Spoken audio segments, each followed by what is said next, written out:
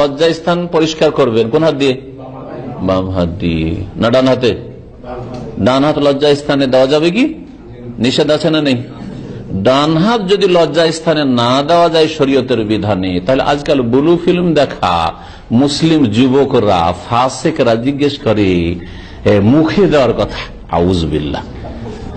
আর আমি কয়েকজন লোকের কথা শুনেছি এরকম, যারা মাদ্রাসা পড়ুয়া মুফতি, তারা ফতোয়া দিছে যে বাধা কোথায়?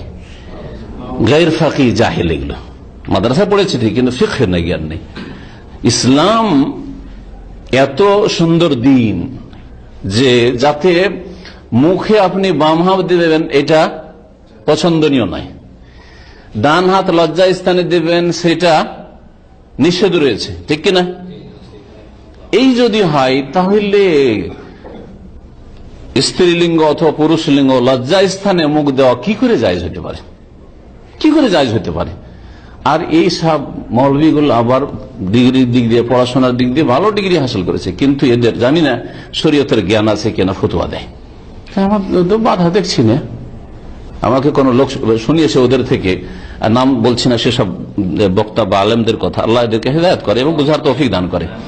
আমি কিছু আম দলিল বললাম যাতে করে দিন ইসলামে এত নোংরামি নেই। নবী সাল্লাল্লাহু আলাইহি ওয়াসাল্লাম জামানায় কল্পনাও করতে পারেনি যে মুসলিম জাতি ইহুদি নাসারাদের এমন পদে পদে অনুকরণ করবে আর ওদের গর্তে ঢুকবে যে ইহুদি নাসারা কাফের মুশরিক লজ্জা স্থান চাটে, মুসলিমও চাটা শুরু করবে।